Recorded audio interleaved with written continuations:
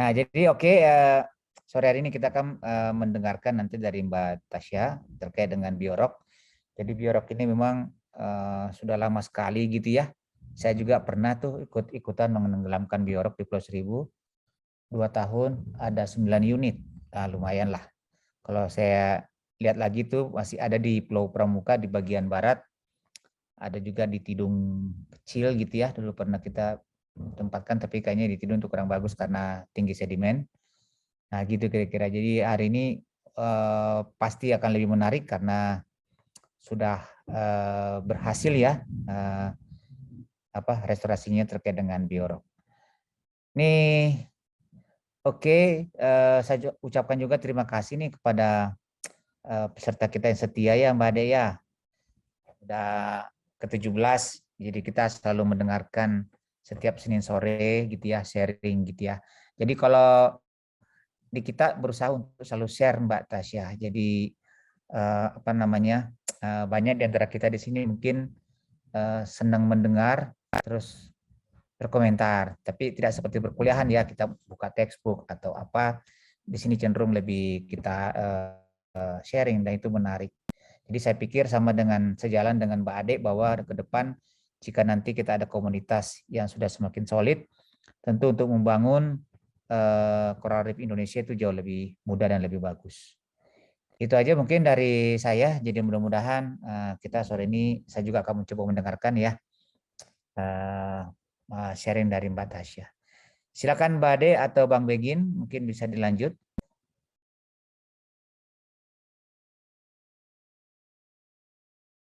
Baik, Bapak Ibu semuanya, mohon izin eh, sekitar 30 menit ke depan saya mencoba sharing. Jadi karena ini ajang diskusi juga, semoga pengalaman dari kami bisa sedikit membantu Bapak Ibu yang ingin memperdalam atau menggunakan pengalaman dari kami untuk memperbaiki kegiatan-kegiatan terkait restorasi terumbu karang. Nah, sebelumnya mungkin ada yang belum kenal saya. Nama saya lengkapnya Prawita Tasya Karisa. Dipanggil Tasya boleh, dipanggil Karisa boleh. Tadi kayak Bang Begin ya. Di sini saya diberi amanah menjabat sebagai Executive Director dan Co-founder bersama Bang Begin juga di Berok Indonesia. Beberapa pengalaman saya terkait menjadi tokoh muda, kemudian terlibat di Women's Earth Alliance, jadi ada aliansi pemimpin perempuan di bidang lingkungan, kemudian juga saat ini baru saja saya selesai menjadi alumni Future Female Business School. Jadi semoga pengalaman-pengalaman ini membantu untuk dapat juga fokusnya lebih ke bagaimana membuat restorasi lebih baik lagi. Nah, Bapak Ibu yang kalau menggunakan Instagram silahkan connect dengan saya di @tasyakarisa juga @berok_indonesia. Kalau mau screenshot dan komentar-komentar di story juga silahkan, nanti bisa lebih live ya, lebih ramai nanti acaranya.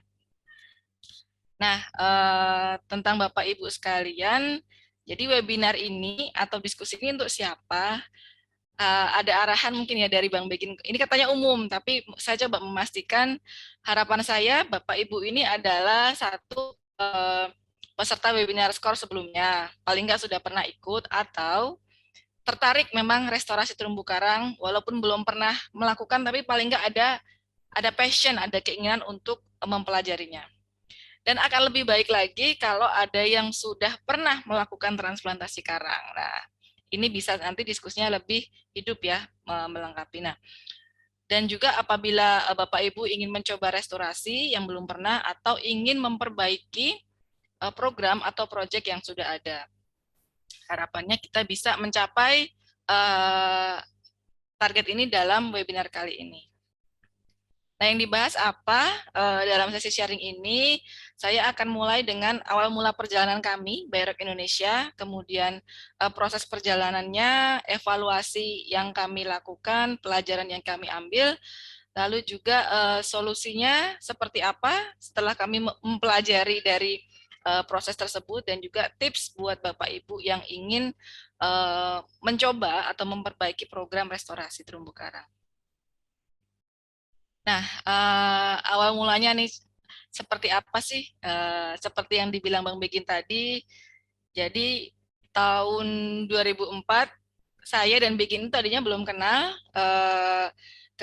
Kebetulan Bang Begin, kemudian Bang Hawis dan Bang Rama, waktu itu kalau nggak salah sebagian ada fresh graduate dan sebagian lagi masih mahasiswa dari ilmu kelautan IPB ya, ITK IPB dan juga klub diving. Nah, saya bersama teman-teman dari klub diving UGM. Jadi ketemu waktu ikut pelatihan Bayrock Workshop di Pemutaran Bali. Nah, setelah dari penelitian dari workshop itu, kami yang mahasiswa itu tertarik untuk melanjutkan ke ranah penelitian untuk skripsi ataupun untuk jenjang yang lain.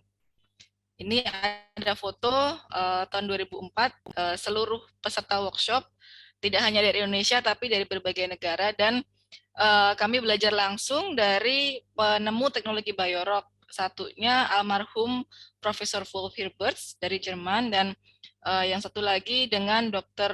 Thomas J. Gurow. Alhamdulillah masih sehat, masih sering bolak-balik dan nyelam keliling dunia. Lalu juga ada mahasiswa lain juga yang ada yang dari Italia dan dari Jerman pada saat itu. Nah, kami yang belajar kemudian mencoba membuat transplantasi Biorock sebagai pilot project seperti yang tadi diceritakan. Ini foto Bang Begin bikin di Pulau Seribu di Pulau Pramuka kalau nggak salah ya. Digunakan untuk penelitian ataupun juga untuk aktivitas mahasiswa. Nah, waktu itu kami karena masih mahasiswa ya, dengan polosnya kami berpikir atau beranggapan bahwa dengan membuat transplantasi karang metode Biorock ini dengan sistem yang tegangan rendah, kemudian bisa membuat karang lebih sehat, lebih cepat tumbuh. Wah, ini pasti karangnya juga akan tumbuh baik otomatis. Lalu juga asumsi kami pada saat itu, kalau kami membuat kemudian memasang di daerah tempat ada masyarakatnya, pasti akan dijaga. Itu waktu awal-awal kami memula. Dan ternyata asumsi-asumsi kami ini lebih banyak salahnya daripada benernya gitu. Yang kemudian kami anggap itu adalah bagian dari pelajaran kami dalam melakukan transplantasi untuk tujuan restorasi. Nah, perjalanan kami selanjutnya masing-masing dari kami itu cukup sibuk di bidang masing-masing. Kemudian saya juga masih on off ya, karena saya sebenarnya masih background-nya dari perikanan. Jadi saat teman-teman menggunakan teknologi Biorock untuk terumbu karang, saya justru mencoba riset aplikasi untuk industri tiram mutiara Pinctada maxima. Lalu di tahun 2015 kami ketemu kembali di Pemutaran, tempat kami belajar dulu. Kemudian dalam pikiran kami, kenapa nggak kita coba bikin Biorock Indonesia supaya menyatukan proyek-proyek Biorock di seluruh Indonesia. Nah, sehingga kami sudah mengukuhkan inisiasi tersebut, dan ternyata memang banyak organisasi, perusahaan, dan juga pemerintah, masyarakat yang memang ingin membangun atau mengaplikasikan sistem Biorock ini. Jadi banyak yang bertanya bagaimana sistem Biorock bisa dipakai, dan beberapa dari kami kemudian sampai datang ke lokasi membantu memasang sistem Biorock tersebut. Selain itu juga teman-teman yang muda-muda dengan semangat mungkin sama seperti kami dulu masih mahasiswa ya, ingin bergabung sebagai relawan magang untuk belajar bersama kami. Nah, ini beberapa proyek pilihan, mungkin tidak semua saya angkat, ini hanya beberapa yang kebetulan ketemu fotonya dalam waktu singkat. Yang di Pulau Pramuka ini yang disebut tadi dibuat oleh teman-teman IPB kalau tidak salah ya, untuk penelitian, pilot project juga. Kemudian di Pulau Pelangi atau SEPA sempat bikin juga ini dengan Taman Nasional Kepulauan Seribu langsung. Jadi ini kita bermitra dengan Yayasan Terumbu Rupa waktu itu untuk memasang instalasi sistem Biorock ini. Nah,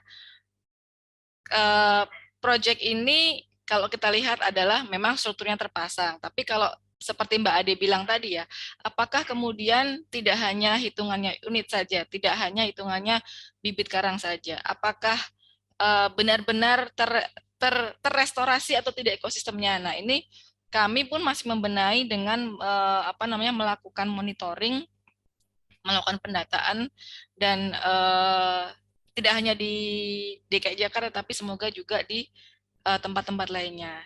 Kondisinya saat ini, kebetulan yang Pulau Pramuka ini saya belum pernah nyemplung ke sana. Jadi beberapa mungkin teman-teman saya seperti Bang Begin, terus ada Bri Komang yang dari Bali itu yang lebih sering ke lapangan.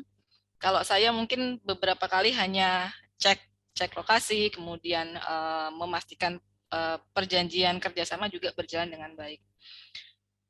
Sampai saat ini kendalanya di DKI Jakarta, terakhir kami ke sana itu tahun lalu, diskusi dengan TN adalah terjadi, terutama untuk yang di pulau pribadi ya, terjadi perpindahan kepemilikan pulau. Nah, sehingga yang tadinya sudah sepakat untuk bahwa terumbu karang Bayerok ini nanti akan dijaga oleh manajemen pulau tersebut, kemudian bisa kemudian dipromot untuk restorasi yang lebih skalanya lebih besar lagi.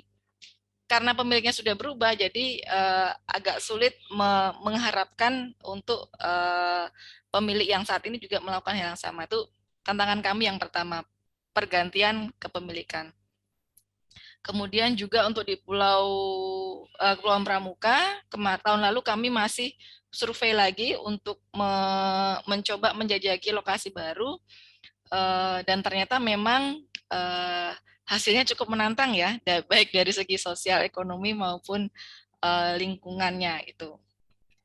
Lalu di NTB, mungkin Bapak Ibu sudah pernah ke Gili Trawangan, di sana ada anggota kami juga, Gili Eco Trust, di sana merestorasi di area Gili Trawangan. Nah, selain Gili Trawangan, sebenarnya sudah coba untuk di penyeberangan tuh ya.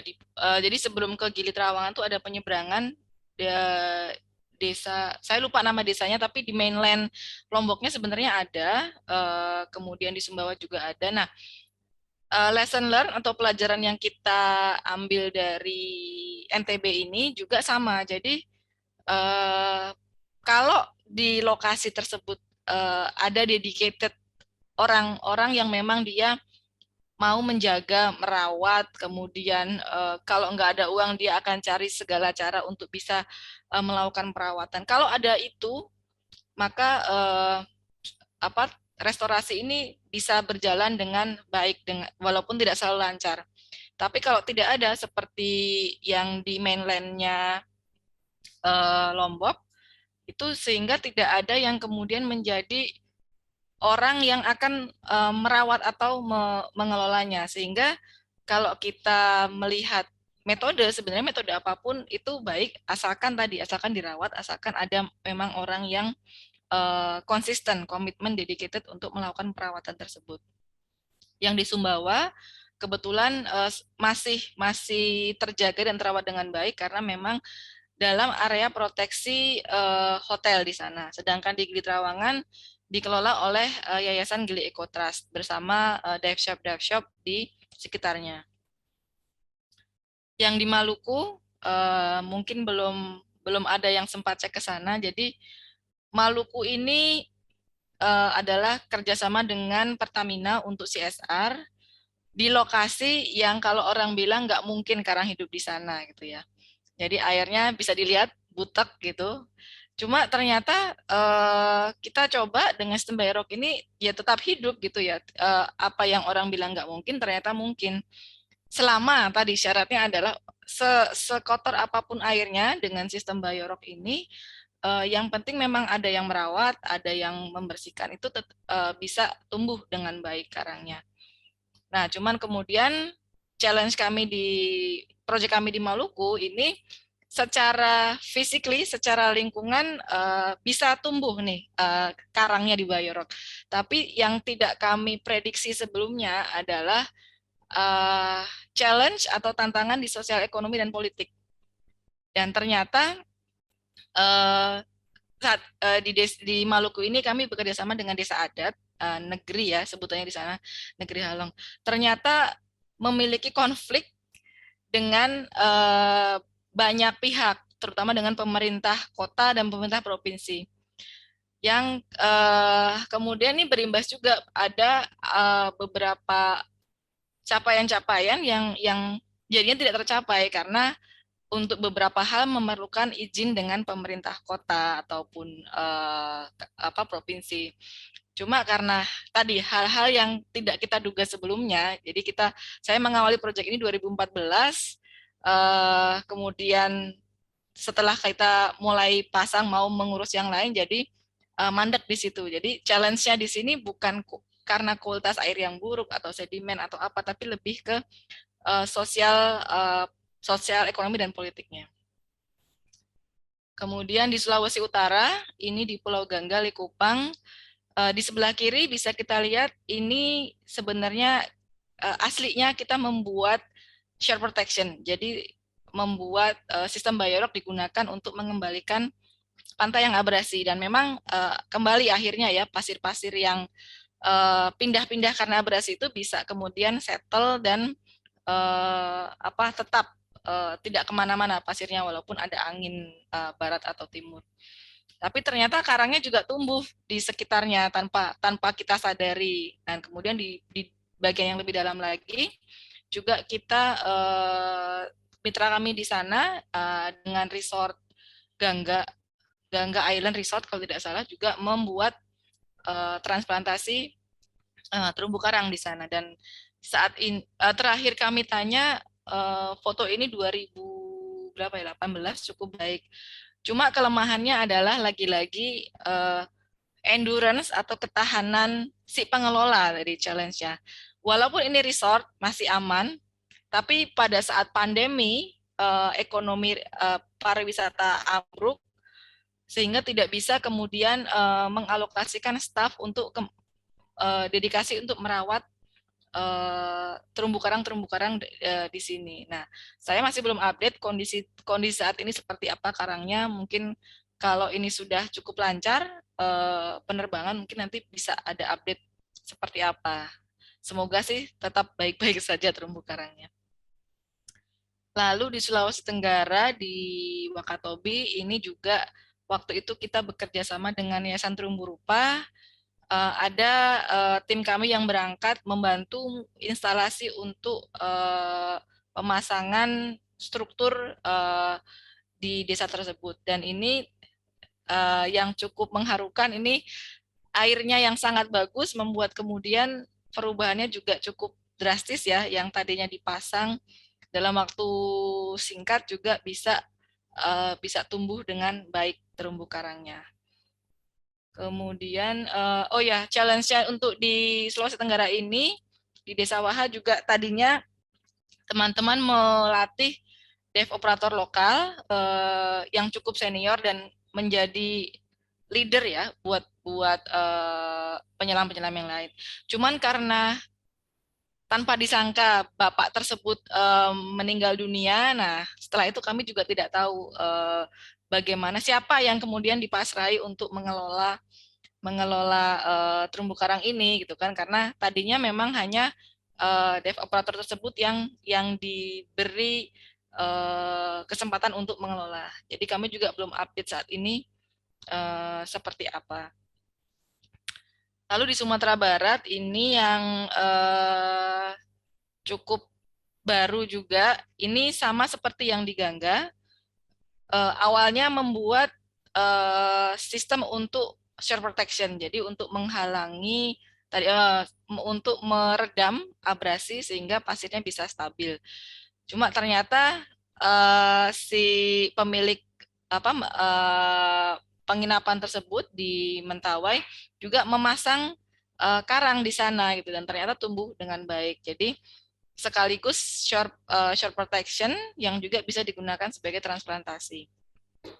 Challenge-nya yang saya dengar dari teman-teman yang di Mentawai adalah lagi-lagi masyarakat belum bisa menerima atau masih melakukan tindakan yang bisa membuat karang mati. Jadi kabarnya sih nelayan-nelayan penangkap gurita menggunakan rinso yang kemudian mempengaruhi kualitas air di sana. Dan saat ini tim kami sedang berupaya untuk mencoba melakukan pelatihan online kepada timnya di sana, bagaimana untuk satu memetakan permasalahan, kemudian juga bagaimana untuk mencari strategi yang paling tepat untuk menghadapi masyarakat yang ada di sana. Jadi ini juga mungkin hampir sama ya, walaupun sudah ini di depan hotel dijaga, tapi masih ada challenge-challenge dari masyarakat sekitar.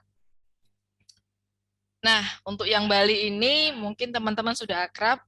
Yang paling terkenal itu mungkin di pemutaran ya, dengan memenangkan lebih dari 30 penghargaan nasional dan internasional, identik dengan museum bawah laut ya, berbagai patung, berbagai bentuk, dan kondisi laut yang tenang, lalu juga dasarnya yang berpasir membuat apa seolah-olah terumbu karang itu menjadi karya seni gitu. Nah, ini juga walaupun tutupan karangnya tidak meningkat drastis karena hampir ini siklusnya cukup lama ya. Jadi waktu 2000-an awal kita pasang itu belum terlalu banyak, kemudian lewat 2010 sampai 13 itu sedang bagus-bagusnya karangnya, lalu kena gelombang besar bleaching 2015 dan sekarang sedang bangkit lagi. Jadi pemutaran ini bentuk apa ya, bentuk restorasi yang long term dan kita bisa lihat up and down-nya, trennya seperti apa.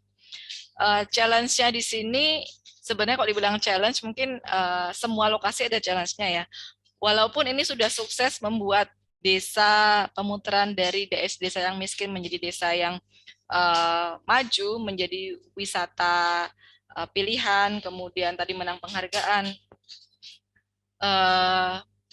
Kalau menurut saya challenge-nya yang sekarang adalah regenerasi.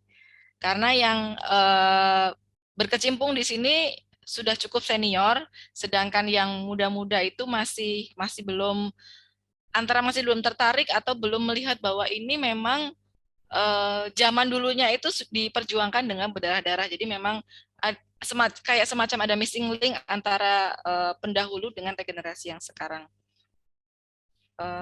Tapi untuk dibandingkan dengan lokasi lain, secara sosial ekonomi, kemudian secara stakeholder, desa ini yang cukup paling banyak pendukungnya ya, dari mulai bawah, grassroots, sampai tingkat nasional dan internasional.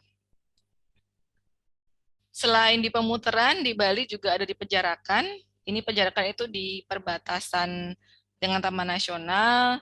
Kita pasang tahun 2016, waktu itu masih masa global warming, panas ya suhu airnya, dan 3 tahun kemudian kita cek ternyata survive ya, terumbu karang-karang yang kita pasang pada saat suhu panas itu ternyata juga tumbuh dengan baik dalam waktu 3 tahun.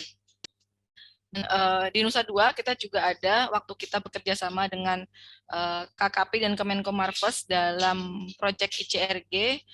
Cuma yang kami pelajari bahwa Nusa Dua, Bali Selatan itu sangat berbeda dengan Bali Utara, baik secara sosial ekonomi maupun topografi bawahnya ya.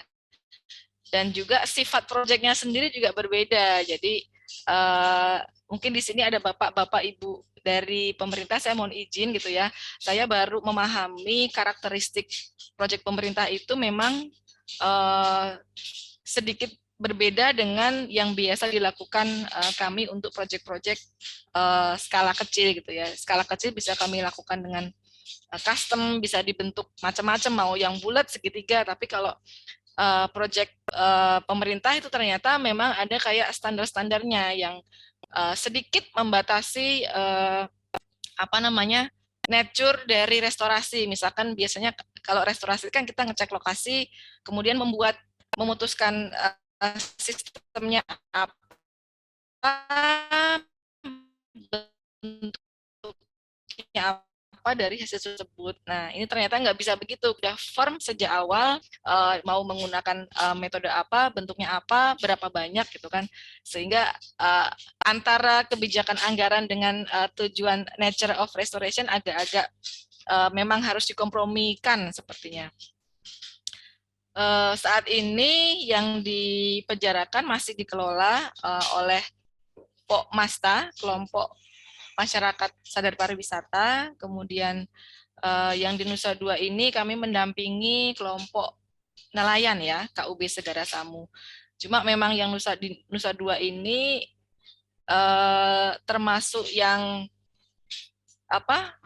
bahasa restorasi itu masih sangat awam dari mereka gitu. Sampai saat ini mereka masih di fase yang belajar nyelam dulu, nanti kemudian lihat, oh karangnya seperti ini, dibersihkan karang. Jadi benar-benar masih dinampingi di fase awal untuk Nusa Dua.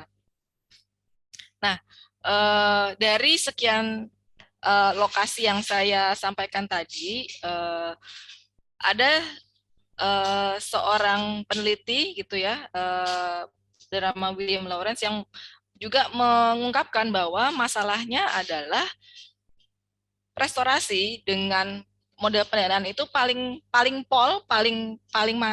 besar itu paling pendanaan 3 sampai 5 tahun. Saya sempat yang di Ambon itu project 3 tahun, tapi juga ada challenge juga. Nah, sayangnya kita memulai project yang kebanyakan donor nih, mintanya cepat. Terus kemudian harus ada hasilnya kalau dibuat laporan laporan kegiatan atau impact monitoring. Padahal terumbu karang ini adalah kegiatan yang long term gitu kan. Dan dengan pendanaan cuma 3 sampai 5 tahun itu otomatis biasanya akan berhenti. Bahkan amburadul pada saat berhenti pendanaannya. Jadi akan sulit kalau kita hanya menggunakan anggaran yang sangat pendek, mengharapkan bisa selesai dalam jangka panjang problemnya gitu. Walaupun ini kalau kita belajar project proposal, kita harus bisa meyakinkan donor ya bahwa oh bisa kok ini projectnya bisa kok buat jangka panjang. Cuma kenyataannya bahwa tidak hanya terumbu karang, ini berlaku buat banyak project-project yang terkait biodiversity atau ekosistem alam. Nah, pelajaran apa yang kami petik dari lokasi-lokasi tadi yang saya paparkan? Banyak sekali ya challenge-challenge yang dihadapi. Yang perlu kita pahami adalah resiko dari untuk biodiversity, terutama untuk karang ini, sampai saat ini tidak menunjukkan adanya tanda-tanda berkurang resikonya ya atau ancamannya. Jadi misalkan climate change, kemudian ada orang ngebom ikan, kemudian ada destruktif hutan yang menyebabkan sedimen turun, itu sampai sekarang tidak berkurang. Nah, jadi sedangkan kita udah melakukan restorasi banyak sekali, tapi hasil penelitian dari BRIN atau LIPI, kalau saya baca ya, dari tahun ke tahun itu kok kayaknya tidak ada sih perubahan naik gitu, tapi nggak signifikan gitu. Kayak kita mungkin perlu mencoba pendekatan yang lain gitu, tidak hanya mengandalkan proyek restorasi yang donor yang 3-5 tahun tadi. Ini adalah laporan dari United Nations Global Biodiversity Outlook nomor 4. Dan di versi yang report Outlook nomor 5 itu barusan tadi saya update baca, sudah memaparkan target-targetnya, dan ternyata untuk biodiversity laut dan juga corals itu mereka dengan clear-nya menyatakan bahwa targetnya missed, bahkan tidak tercapai. Itu jelas ya, berarti mereka punya target bagaimana ekosistem tidak rusak, tapi mau nggak mau ya kenyataannya nggak tercapai target-target yang sudah dicanangkan tersebut. Nah, solusi dari kami di BioRock Indonesia, untuk restorasi ini kami tidak memandangnya hanya sekedar metode, tidak memandangnya sekedar teknik saja, tapi dari BioRock Indonesia kami menetapkan kembali pilarnya apa nih untuk restorasi, tujuannya apa, targetnya apa. Dan kami dengan pilar-pilar 4 ini ada science, conservation, economic stimulation, dan advokasi mencoba membuat siklus, cycle. Jadi kalau kita mau membuat apa tadi ya Mbak Ade, membuat ekosistem yang sehat, terumbu karang yang bagus. Terus pokoknya yang apa yang kita buat tidak hanya sekedar hitungan unit atau fragmen karang saja. Nah, kalau kita mau mencapai itu, mau nggak mau, kita harus bisa mengengage atau melibatkan masyarakat setempat, juga membantu mereka mewujudkan meningkatkan ekonomi yang sustainable dan berkelanjutan. Ini nggak bisa ditawar setelah kita melihat pengalaman kita beberapa lokasi ya, karena bahkan di kampanye Hari Bumi ini pun pertempurannya selalu ada antara ekonomi dan enggak chemical. Ini adalah investasi yang pro bumi. Nah, tidak cukup dengan restorasi yang sifatnya apa ya, jangka pendek tadi. Kita perlu melihat dengan jangka yang panjang. Lalu juga dari program-program kami menata ulang yang tadinya memang hanya melatih tadi ya, melatih perusahaan, melatih organisasi untuk gimana sih caranya bisa masang biorok. Nah, sekarang kita menata ulang program menjadi 4 biorok garden, fokus ke restorasi, kemudian shore protection, fokus ke perlindungan pantai. Nah, ada 2 program baru nih. Program ketiga, Sekolah Reef, yang fokus pada peningkatan kapasitas mahasiswa sekaligus untuk mengambil data baseline maupun impact untuk lokasi-lokasi restorasi terumbu karang yang kami dampingi. Dan terakhir adalah Biorok Experience. Nah, ini yang kemudian menurut kami perlu untuk dikembangkan lebih lanjut agar benar-benar bisa ada tadi sustainable local economic growth yang bisa membuat orang-orang lebih semangat untuk melakukan restorasi. Nah, terus juga kami tetap melakukan upaya peningkatan kesadaran. Kenapa? Karena kalau nggak kita tetap educate, orang-orang yang datang ke kami itu seperti yang sudah-sudah ya, berpendapat bahwa dengan punya anggaran mau bikin biorok di tempatnya dia, terus sudah, tapi kadang-kadang tidak memahami betapa kompleksnya, betapa ribetnya kegiatan restorasi terumbu karang ini kalau kita memang benar-benar ingin berdampak hasilnya. Nah, untuk Bapak Ibu, sedikit tips dari kami yang mungkin cukup berkeringat berdarah-darah gitu ya di beberapa proyek selama beberapa tahun. Proyek yang pertama, semua proyek itu perlu goal. Jadi mau apalagi kita di konservasi itu juga perlu goal yang jelas, targetnya jelas. Kalau mau merestorasi berapa besar, tidak hanya besarnya, tapi berapa persen tutupan karang yang mau ditingkatkan misalnya. Atau kalau mau memfokuskan ke apa ya, mengurangi kerusakan juga bisa, tapi jelas targetnya seperti apa. Karena kami pun waktu kami mulai sebagai mahasiswa juga apa ya, hanya merasa tadi asumsi kami ntar kalau dibuat restorasi sistem transplantasi ntar juga bagus, ntar juga masyarakat akan mengolah, dan ternyata tidak semudah itu. Terus juga tips selanjutnya, nah untuk yang belum pernah restorasi dan ingin mencoba, tips dari kami, kalau mau coba-coba asal nyemplung boleh, tapi itu berarti bukan restorasi ya, penelitian. Nah, lakukan penelitian untuk mendapatkan informasi dan fakta. Penelitiannya jangan cuma terkait fisik lingkungan ekosistem, tapi juga penelitian sampai sosial ekonomi, sampai ke stakeholder, karena justru dari proyek-proyek kami sebelumnya challenge-nya lebih banyak di situ dibanding kita pusing kayak lokasinya yang airnya yang bagus di mana, ini di mana. Tapi sebenarnya air itu memang penting, tapi kalaupun kita dapat lokasi air yang bagus sekali, tapi kita tidak mengurusi sosial ekonomi politik tadi, bisa jadi suatu saat airnya jadi jelek gitu. Kemudian jangan lupa diskusi dengan masyarakat. dan memetakan masalah dari sudut pandang mereka. Kadang-kadang kita merasa tahu, sok tahu nih, oh masyarakat di sana ke nelayan, jadi kita kasih kapal beres. Nah, dengan seperti itu kita lagi-lagi membuat asumsi, kita tidak berusaha berempati, mendengar apa sih sebenarnya kebutuhan masyarakat dan apakah terumbu karang ini sebenarnya menjadi masalah masyarakat atau bukan. Jangan-jangan mereka nggak merasa terumbu karang yang bermasalah gitu ya. Kita aja yang merasa masalah. Nah, kita perlu mencari jalan masuk atau pintu apa yang dirasakan oleh masyarakat dan bagaimana kita menjawab kebutuhan mereka. Lalu membuat rencana tadi yang jelas, yang ada ukuran keberhasilannya, dan juga misalkan nih Bapak Ibu dapat proyek pendanaan setahun atau 3 tahun. Alhamdulillah insya Allah 5 tahun dapat grant gitu ya. Saran dari kami, sebelum jalan proyeknya, pikirkan dulu adalah keberlanjutannya gimana. Jadi justru yang kita lihat adalah setelah proyek ini habis, 5 tahun, 3 tahun, setahun, itu mau diapain si terumbu karangnya.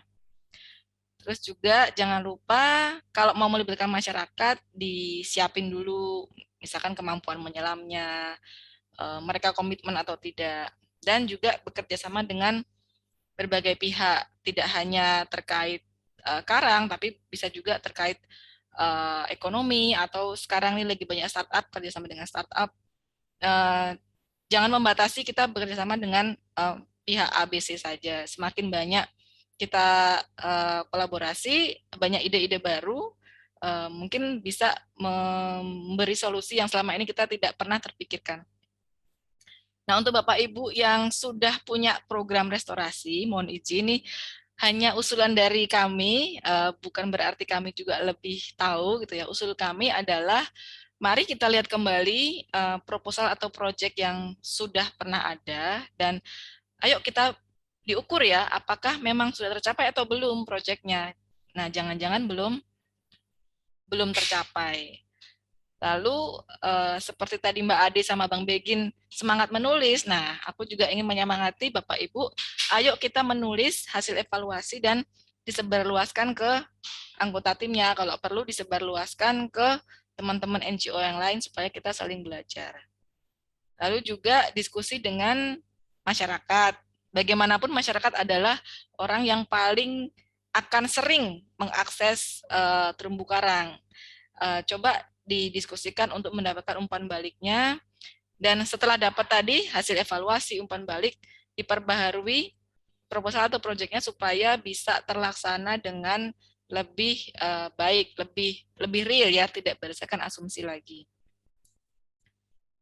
Nah, kesimpulannya mohon izin dari kami, menurut kami restorasi terumbu karang itu tidak cukup dengan transplantasi saja. Bukan berarti nggak boleh, tapi justru masih banyak yang perlu dilakukan selain transplantasi. Lalu juga lakukan penelitian, pemetaan masalah. Semoga bisa dilakukan, tidak ujuk-ujuk bikin tanpa ada kajian sebelumnya gitu. Kemudian berjejaring dengan banyak pihak, latar belakang, kemudian juga terus belajar dari pengalaman. Lalu juga kebetulan di Bayar Indonesia sedang ada kampanye Hari Bumi. Mungkin buat Bapak Ibu yang ingin terlibat dalam kampanye ini bisa berpartisipasi menjadi sponsor film dokumenter maupun adopsi baby koral. Nanti bisa langsung ke ini bit.ly _laut sehat. Sekian dari kami. Ada nggak ini Bang Begin atau Mbak Ade? Seperti itu dulu. Terima kasih atas kesempatannya ya. Saya sangat menunggu ini kita diskusi, semoga bisa ramai. Terima kasih, matur nuwun. Stop dulu. Terima kasih ya. Terima kasih banyak ya Mbak Tasya, wah luar biasa sekali ini. Bentar, saya pindah screen dulu. Saya tuh kalau ya sepanjang skors ini pembicara-pembicara tuh sangat memorable ya, karena concern-nya tuh sangat mendalam sekali gitu, dan kita semua punya concern yang sama dan punya garis-garis kesimpulan yang sama ya, seperti community commitment itu it's a must gitu, bahkan mungkin itu lebih penting daripada ya tadi ya water quality atau dana gitu ya. Jadi saya rasa udah ke-17 course ini Indonesia itu punya amat sangat banyak expert yang paham cukup mendalam gitu loh. Kalau di paper bilang kita leading in reef restoration ya, tapi jumlah itu tidak menunjukkan bahwa kita sukses. Memang benar gitu ya. Karena kan banyak sekali orang tuh terbutakan gitu ya dengan jumlah, dengan besaran gitu ya. Tapi kalau mau deep into the expertise-nya kita udah punya kok gitu loh. Kita udah punya yang sangat mumpuni gitu ya. Kalau menurut saya habis kemarin juga kan dengan Bang Marten segala macam itu kan luar biasa. Kita punya wealth of knowledge-nya tuh experience-nya sangat luar biasa gitu ya. Dan itu yang tadi Mbak Tasya bilang ya, ini seharusnya ditulis dan mungkin advokasi ini bisa kita godok lebih semangat lagi gitu ya. Setelah ada skors ini mungkin kita insya Allah kedepannya bisa ada working group, bisa policy brief dan segala macam gitu ya. Tentu saya kan orangnya banyak pertanyaan ya, tapi sebagai moderator saya nggak boleh merebut mic. Silakan yang mau bertanya boleh di chat room-nya atau langsung dengan raise hand.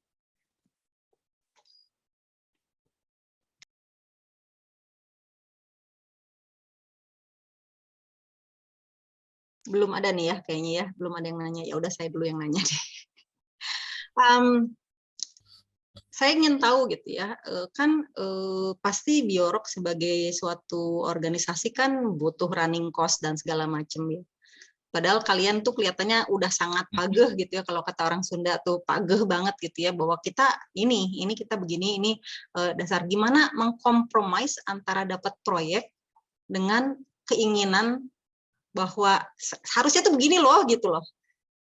Kan pasti banyak, apalagi misalnya dengan kemarin yang cukup besar ya ICRG dan segala macam gitu ya. Gimana kalian kompromis itu gitu loh? Ya, Mbak Ade, makasih banget nih pertanyaannya nih lembut tapi tajam ya gitu, menusuk. Jelek. Ya, sebagai ya jadi pelajaran yang memang cukup besar buat kami itu ya kompromi, kemudian bagaimana sih kita tetap bisa mencapai tujuan kami. Terus terang selama beberapa tahun ini, jadi waktu kami menginisiasi Biorok Indonesia itu kami juga sebenarnya tanda kutip buta ya, karena ini Biorok Indonesia mau diapain ya, karena proyeknya banyak, terus kayaknya belum pernah ada NGO yang modelnya begini. Kita juga masih mencari waktu itu formatnya. Jadi lebih kayak orang butuh apa, kita membantu lebih ke sana. Terus kita lihat trennya, ternyata orang yang punya project pun gitu ya, yang punya project, yang punya dana, akses pendanaan itu juga tadi seperti Mbak Ade bilang, kadang-kadang punya kemauan yang sulit untuk dibelokkan gitu. Nah, yang bisa kami lakukan adalah mengakrabkan diri yang pertama ya, karena dengan mengenal mungkin ya, kemudian bisa bahasa yang tadinya scientific gitu, mungkin karena kemudian sudah percaya. Nah, rasa percaya itu juga nggak mudah didapatkan gitu. Nah, dengan percaya kemudian memulai beberapa fase bisa kita kemudian mulai sharing seperti ini, tukar pikiran apa yang sebaiknya dilakukan. Tapi memang kami juga paham bahwa meskipun nih, jadi orang yang kami ajak diskusi ini sudah oke. Misalkan saya dengan Mbak Ade, Mbak ini kayaknya harus begini-begini supaya kita dapat targetnya tercapai gitu. Meskipun orangnya oke, kadang-kadang orang anggaran, orang keuangannya nggak oke gitu. Jadi disitulah kemudian saya pun belajar lagi dengan orang anggaran yang lain, gimana sih sebenarnya bukan ngakalin ya, tapi bagaimana saya menyampaikan maksud kami kepada orang-orang yang nggak ngerti program, ngertinya anggaran gitu. Nah, sempat waktu itu ada teman kami dari DKP Jawa Timur kalau nggak salah. itu diboyong semua loh, dari orang program, perencanaan, anggaran diboyong semua supaya bisa ngelihat program Karang tuh seperti ini, nggak mungkin cuma sebentar gitu. Mau nggak mau memang kita diedukasi, harus kencang juga, nggak cuma sekedar mengerjakan proyek. Lalu juga dari kami sendiri internal juga boleh apa ya, semakin memperkuat apa goal kami internally ya, bukan jadi apa sih yang ingin kami lakukan secara organisasi dan apakah proyek-proyek tadi mampu mengakomodir atau tidak. Nah, kita akan lihat walaupun si pemilik proyek ini dia nggak mau ke sana, tapi apakah ini bisa membantu kami mendekatkan ke goal tersebut. Kira-kira gitu Mbak Ade. Jadi kadang-kadang kita nggak bisa ngadepin orang secara frontal, tapi kita akan ngelihat, oh ini bisa nih, dengan proyek ini kita bisa mendapatkan modal tanda kutip ya, entah itu mengedukasi masyarakat atau memasang sistem, lalu kita akan kelola setelahnya, misalkan kira-kira kayak gitu. Jadi itu yang selama ini mungkin coba kami lakukan ya, tidak sekedar hanya proyek selesai, tapi kita menganggap ini adalah modal yang kemudian gimana caranya kita bisa bawa ke kesejahteraan tadi, kira-kira gitu.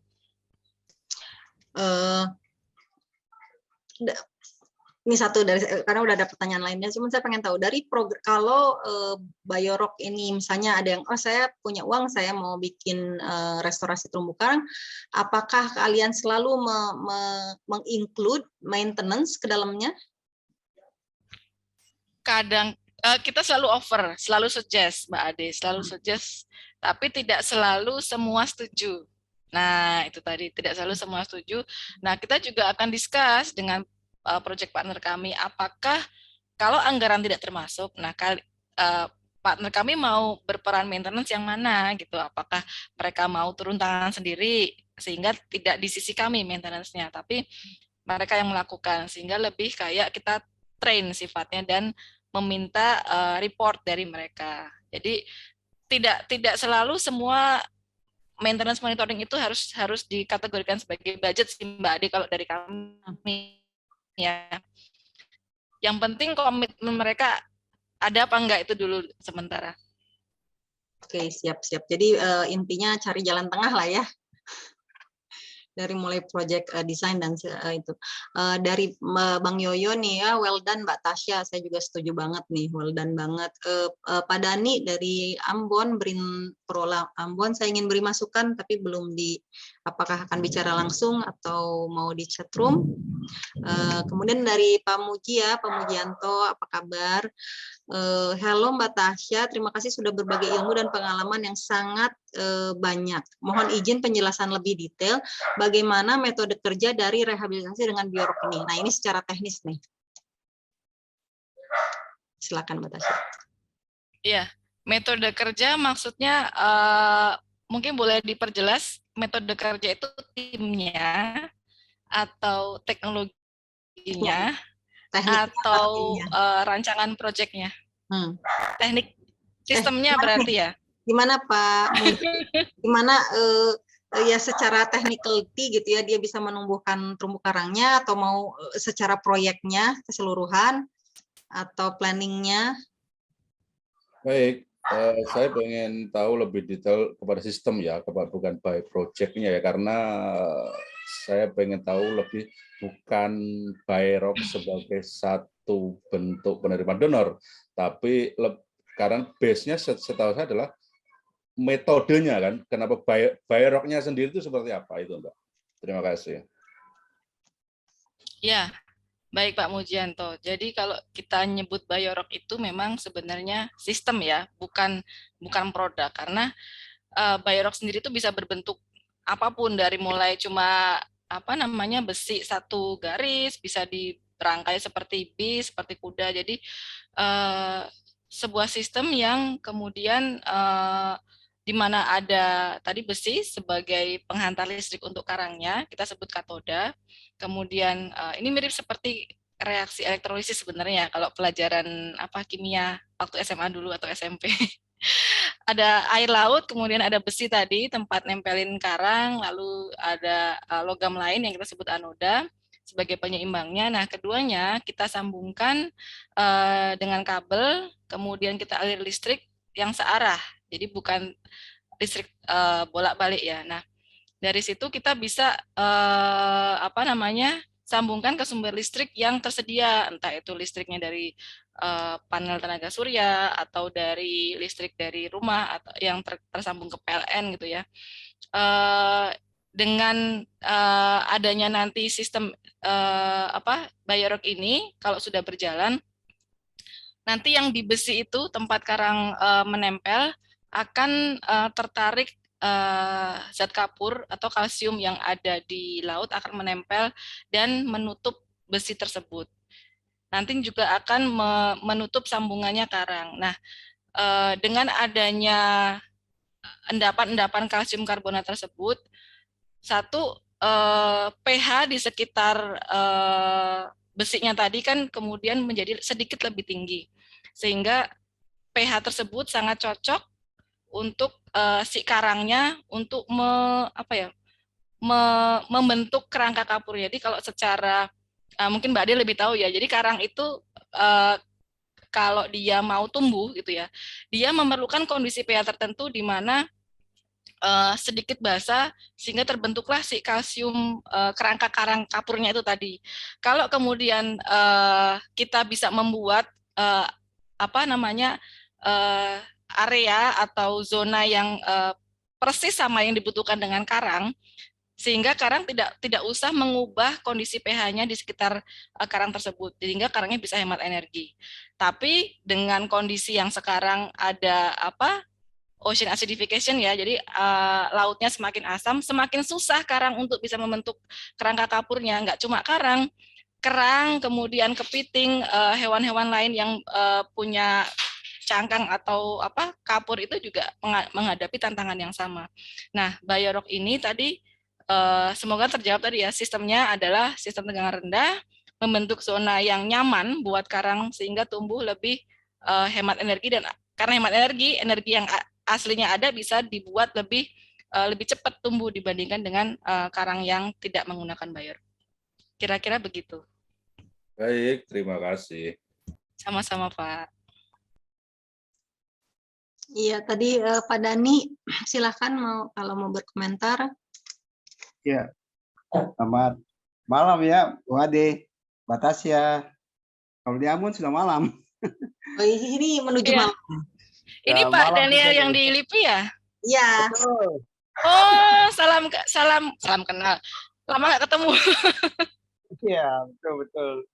Iya, saya ini cuma mau kasih masukan aja. Artinya sudah beberapa kali saya ikut pertemuan ini, luar biasa sekali. Luar biasa karena SDM kita sudah mulai banyak. Sudah mulai banyak. Apalagi yang jadi kepala sekolah ini adalah Ibu Ade. Wah, luar biasa juga. Yang pertama ini sebenarnya ketika saya buat kegiatan juga di Ambon ini, saya buat kuesioner buat masyarakat. Ternyata pemahaman tentang karang, fungsinya, peranannya itu sebenarnya ada. Mereka tahu. Dan dulu dari Ambon itu dulu, waktu zaman dulu itu, kalau orang tua kita Bameti, namanya Bameti itu cari siput, cari ikan di laut itu, mereka balik-balik batu. Tetapi ketika mereka selesai, mereka balik lagi batunya. Jadi mereka paham sekali bahwa kalau di balik batu itu, batu karang itu ada biota laut, ada telur, udang, kepiting, dan sebagainya. Tapi generasi kita sekarang sudah tidak lagi, itu hilang. Dia habis. Terus saya bertanya buat mereka, kira-kira mereka paham sebenarnya tentang peranan dan fungsi koral itu sebenarnya mereka tahu. Tetapi yang terjadi itulah tetap mereka diracunin ikan, bom, pakai bahan peledak. Itu masalahnya sebenarnya yang akhirnya menjadi masalah besar sebenarnya buat kita untuk bisa menyelamatkan karang. Itu masalah besar. Karena itu saya sebenarnya berpikir bahwa mesti ada program yang lebih jitu gitu, lebih pas, khususnya generasi muda kita, anak-anak kita di SD, SMP, Jadi pemahaman itu ya sebenarnya kita harus berikan sejak mereka masih berada di bangku pendidikan, sejak awal. Kalau seandainya mereka bukan tidak mengerti, punya tingkat kesadarannya kurang, kayaknya kita kerja keras juga, hasilnya kurang maksimal. Hasilnya kurang maksimal karena memang mereka tidak peduli. Sampahnya buang ke laut, mereka bore ikan, mereka macam-macam lah itu. Dan yang sekarang lebih repot itu lagi, mereka menangkap ikan yang di laut dalam itu justru pakai bahan kimia. Nanti ikan timbulnya di atas, baru mereka pungut, bawa ke pasar. Jadi semuanya mau praktis. Dan itu nelayan melakukannya. Jadi ikan-ikan merah yang besar-besar itu dijual di pasar, lihat segar-segar. Dan itu mereka pakai bore, mereka pakai racun, ditinggalan ke bawah, ikan timbul, baru mereka ambil.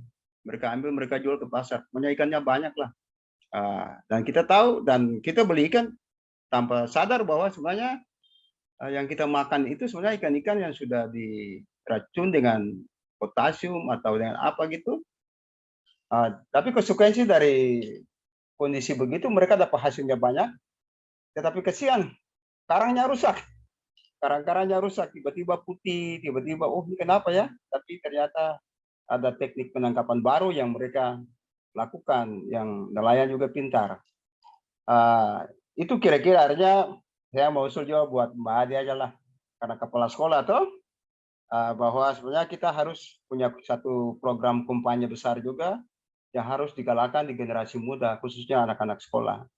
Kalau tidak, apa yang dikerjakan oleh Mbak Tasya atau saya atau Mbak Ade atau di Bapak yang kemarin kasih materinya cukup bagus itu kayak sepertinya kayak kita sia-sia saja. Karena hasilnya lumayan, tetapi yang rusak juga lumayan juga. Jadi dia berimbang lah, berimbang juga. Ada yang bagus, tapi itu Batasya. Itu saran saya seperti itu. Saya sudah menyelam di bioroknya Mbak Ade di Halong, Batasya di Halong sama si Sandi. Saya kan kenal sama mereka di Halong sini. Si siapa itu lagi apa namanya, Gerald, dan ada teman-teman itu saya kenal baik sama mereka di situ. Ya itu kira-kira seperti itulah saran saya seperti itu. Jadi ada satu program kampanye yang besar yang kita harus galakkan itu di generasi muda, anak-anak kita yang akan mewarisi akan sumber daya alam ke depan ini. Kalau orang tua-tua kita nih, kan mereka sudah umurnya sudah singkat lah, tapi yang akan mewarisi ini kan anak-anak kita, yang mestinya kita galakkan buat mereka. Terima kasih Bu, Pak Ade, Pak Tasya, terima kasih atas kerja kerasnya. Terima kasih Pak Daniel juga. Semoga bisa ke sana lagi. Iya, saya lagi tunggu nih. Iya. Pak Dani.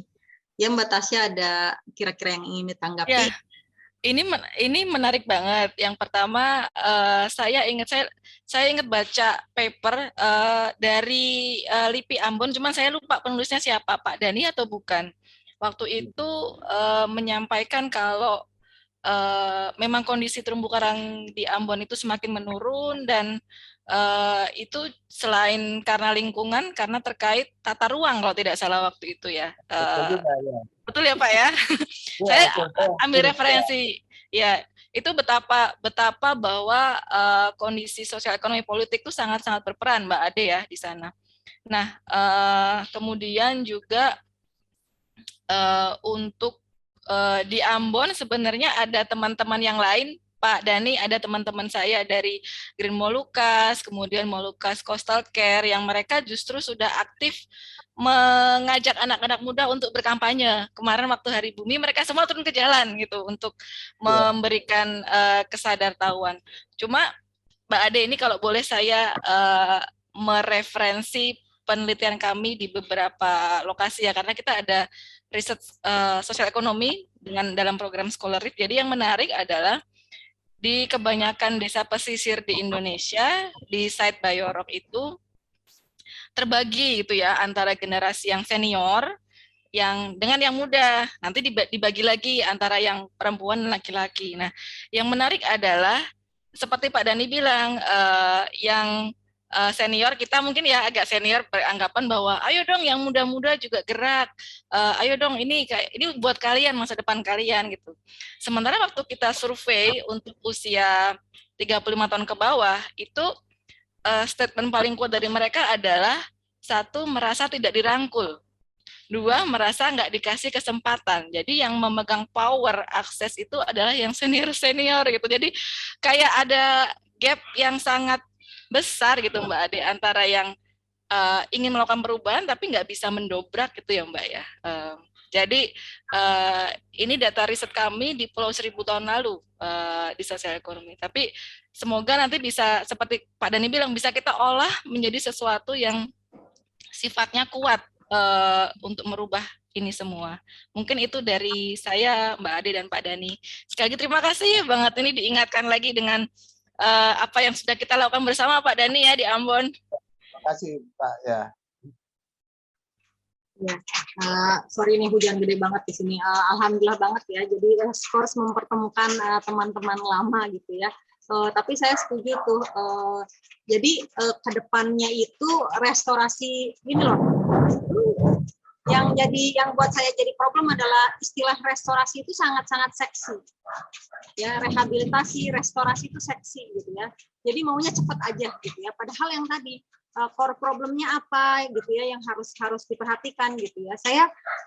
Tasya saya lihat biorok yang di Gili Trawangan itu ya, kan itu bagus ya, maksudnya subur banget sampai strukturnya udah nggak kelihatan. Tapi waktu saya ke sana, satu, airnya keruh ya, tapi oke lah dia mampu beradaptasi dengan air keruh ini, si koral ini, walaupun kita lihat dia homogenus gitu ya, jenis-jenis tertentu aja yang ada di situ, branching, acropora, nggak tahu spesiesnya apa. Tapi pada saat itu saya pagi-pagi itu di situ ada sekitar 20-30 kapal berlabuh gitu ya di atas biorok struktur yang sudah itu. Ini kembali lagi ke problem yang tadi ya, problem-problem yang ada di lingkungan di situnya nggak bisa dihandle juga gitu ya, nggak bisa dinyahkan gitu ya. Jadi masih bekerja sendiri-sendiri lah ya gitu ya. Padahal maksudnya kan yang biorok itu juga untuk meningkatkan pariwisata dan segala macam gitu ya. Tapi kapal-kapal karena kita udah dari zaman dulu juga kita di sini kok gitu ya, istilahnya seperti itu. Memang harus ada effort yang integrated gitu ya, yang saling bersatu gitu. Nah, Bang Veda nih mau bertanya. Silakan Bang Veda. Terima kasih Mbak Ade. Makasih Mbak Tasya udah sharing. Waduh, ini sayang pakar sesonya menghilang ini. Sudah duluan izin mundur. Padahal tadinya saya mau ajak untuk kasih kontribusi gitu ya terhadap apa yang dipaparkan.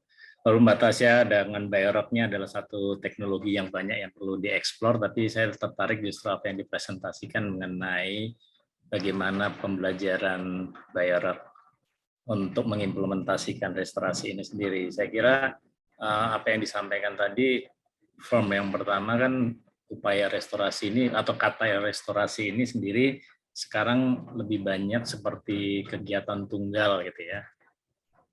Sehingga pemberi dana juga melihat mengukurnya cuma berapa luas, berapa cepat atau berapa banyak yang bisa tumbuh begitu, tanpa kemudian melihat bahwa restorasi atau biorok maupun metode-metode lain itu hanya satu pendekatan untuk memperbaiki atau kalau bisa mengembalikan lebih bagus mengembalikan.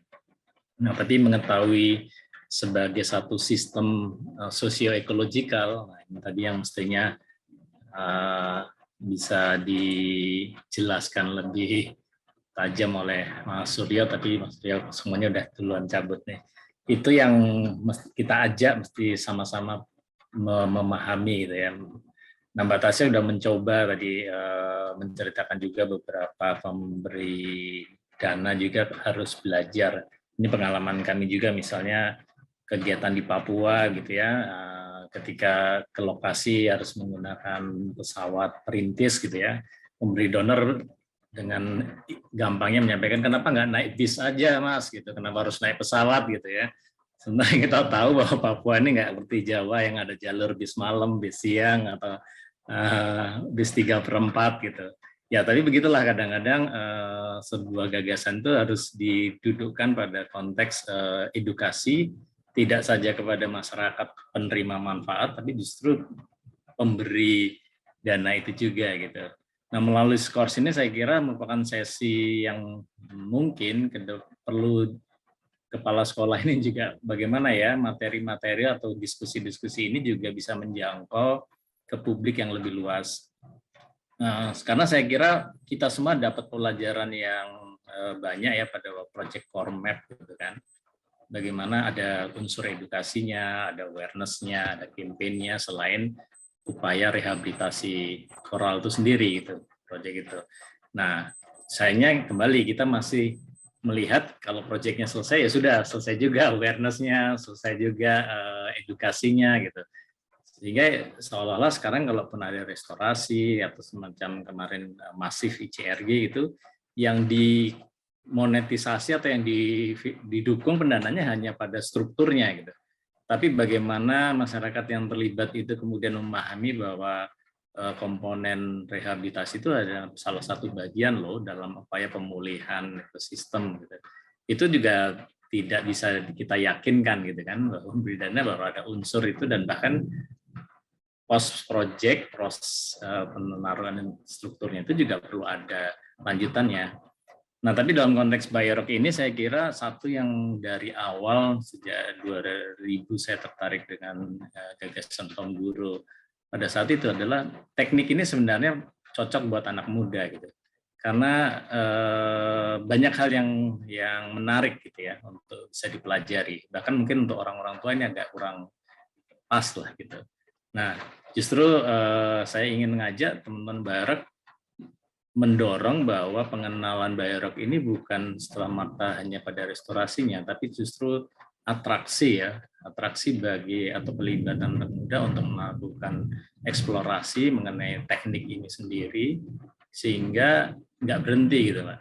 Misalnya dengan pelibatan sekolah atau perguruan tinggi setempat, mahasiswa-mahasiswa teknik gitu ya, elektro ataupun yang fisika gitu ya. Jadi di area itu yang saya lihat mungkin kita lupa untuk melibatkan mereka gitu. Jadi ada keasikan yang nggak berhenti hanya pada penanaman, tapi justru kita memperluas penjangkauan yang terlibat itu tidak cuma orang sisirnya saja, tapi juga perguruan tinggi secara lebih luas, sehingga juga nggak berhenti gitu. Kalau saya mendengar tadi ya, misalnya di Wahab gitu ya, ketika Pak Sudirman sudah berpulang, teman-teman yang lain ngerasa itu itu eksklusif dulu Pak Dirman dan kawan-kawan tuh, kita nggak tahu tuh nanti kalau kami masuk jangan-jangan nanti malah salah gitu punya orang kok kita. Nah ini yang saya kira padahal ada LPTK ya, ada AKKP di Wakatobi yang mungkin kalau di sisi eksplorasi teknologinya mungkin mereka akan lebih bisa lanjut gitu ya. Ya ini sekedar menempatkan kembali pemikiran atau pembelajaran Mbak Tasya tadi untuk bisa kita tindak lanjut ini dari skors, dari sebatas membagi pengetahuan mengenai teknik dan pembelajarannya ke langkah aksi ke depannya Mbak Ade gitu, supaya kita bisa ketemu gitu ya. Mungkin memang perlu ada kemudian yang sisi edukasi awareness-nya, kemudian melihat ini dari socio-ecological system, sehingga sebagai School of Coral Restoration tidak dulu orang melihatnya ini hanya para penggiat restorasi saja yang perlu belajar di sini gitu, tapi bisa menjangkau publik yang lebih luas. Over, makasih. Terima kasih Bang Veda, ya saya setuju banget ya. Jadi sesi 1 skors ini memang diperuntukkan untuk sesi eksplorasi ya. Kita lihat di mana saja sumber-sumber kekuatan lah ya istilahnya gitu ya, baik knowledge maupun manpower dan segala macamnya gitu ya. Karena memang betul adanya gitu ya, dengan terbanyaknya proyek ini pasti expertise juga luar biasa gitu ya. Kita lihat tadi sama-sama dengan presentasinya Mbak Tasya gitu. Nah Mbak Tasya, apakah ada yang mau ditanggapi ini sebagai pertanyaan terakhir ya sebelum kita tutup, atau mungkin closing remarks dari Mbak Tasya sendiri? Iya, sebelumnya saya minta izin menanggapi Bang Veda tadi ya. itu di kami sebenarnya sudah ada program khusus anak muda. Jadi youth program itu yang di kami namanya Scholar Reef. Jadi kami memang memberi kesempatan buat teman-teman mahasiswa, teman-teman muda untuk belajar tentang restorasi, tentang biorok juga, dan ada salah satu bagian di mana mereka memang silahkan membuat proyek sendiri gitu. Entah proyeknya berupa online, misalkan mereka mau raising awareness, jadi kita lebih kayak kalau kamu mau ingin membuat ini, gini loh caranya. Jadi kita lebih mentoring teman-teman muda ini. Dan kebetulan juga bermitra sama IPB lagi nih program Scholarif sampai 3 tahun ke depan. Jadi yang sekarang ini sudah ada 33 pemuda yang kami fasilitasi mempelajari Scholarif, dan ternyata lulusan dari program Scholarif ini keterima loh di NGO-NGO lain seperti WWF atau menang dapat beasiswa S2 gitu kan.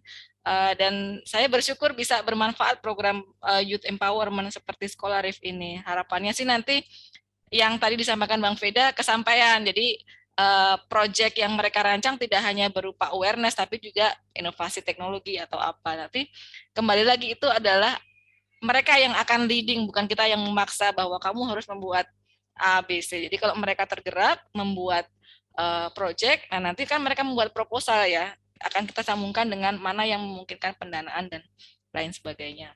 Semoga juga nanti teman-teman yang lain punya adik-adik bisa disarankan mengikuti program Scholarif biar tambah ramai. Apalagi Mbak Ade ya? Udah kali ya. Ini aja mungkin ya mungkin kalau ada yang mau ditambahkan silakan, atau dari forum sebelum kita tutup karena waktu sudah mendekati. Oh, di Bali bahkan udah ini ya, udah buka ya Tasya ya? Belum. Oh, 15 menit lagi. Oke, siap gitu. Iya. Mungkin kalau begitu saya tutup ya, tapi insya Allah kita akan terus berkolaborasi ya Mbak Tasya. Amin. Bang Veda dan Pak Muji, semua teman yang ada di sini, kita harus bergerak lebih aktif lagi ya, karena yang seperti tadi disampaikan, restorasi ini lagi seksi-seksinya, dan ke depan pasti akan terus makin banyak gitu ya. Jangan sampai menjadi program-program mangkrak gitu ya. Kita ini adalah tanggung jawab kita bersama gitu ya.